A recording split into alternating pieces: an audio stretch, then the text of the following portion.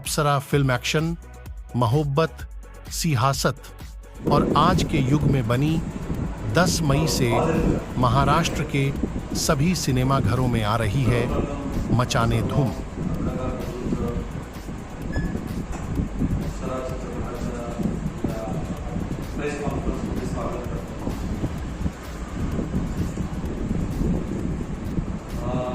अप्सरा चित्रपटाच्या निमित्ताने अप्सराची चित्रपट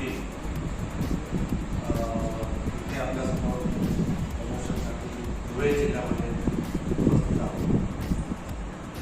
तर श्रमण फिल्म्स या निर्मिती संस्थेतर्फे हा चित्रपट निर्माण करण्यात आलेला आहे। ही प्रस्तुतीसुद्धा श्रमण फिल्मचीच आहे। येत्या 10 मेला हा चित्रपट संपूर्ण महाराष्ट्रामध्ये येतो। चित्रपट म्हटल्यावर प्रत्येक आठवड्याला प्रत्येक महिन्याला अनेक चित्रपट येतात। काही चांगले चालतात की काही चालत नाही, परंतु हा अप्सरा हा चित्रपट हा थोडं काहीतरी वेगळेपण घेऊन आलेला आहे।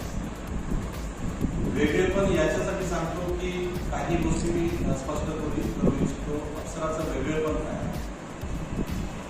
महत्वाची गोष्ट, मी या खानदेशाच्या मातीतून पुढे आलेलो आहे। जळगाव जिल्ह्यातील मी आहे। ही भाषा, ही संस्कृती अजूनही आमच्या परिवारामध्ये घरामध्ये जपली जाते आणि ज्या माझ्या चित्रपटामध्ये, आमच्या चित्रपटामध्ये, अप्सरामध्ये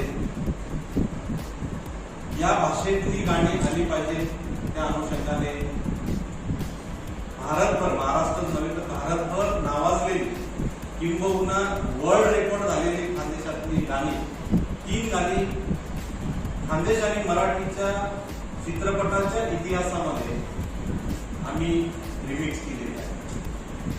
तर सविस्तर माहिती सचिन भाऊ कुमावत आपल्याला सांगतील।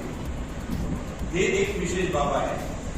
दुसरी विशेष बाब ही आहे की या चित्रपटाचं गीत आणि संगीतकार हे मंगेश कांबळे आहेत। मंगेश कांबळेची कदाचित आपल्याला ओळख असेल। त्यांनी जवळजवळ 2000च्या आसपास गाणी लिहिलेली आहेत आणि 200च्या आसपास चित्रपटांमध्ये नावाजलेली गाणी त्यांनी गीतकार। त्यांचं हे स्किल पोटेन्शियल पाहून पहिल्यांदा ऍज अ म्युझिक डायरेक्टर, संगीतकार म्हणून अप्सराने त्यांना संधी दिलेली आहे आणि त्यांनी त्या संगीतीचं खूप चांगलं सोनं बनवलं।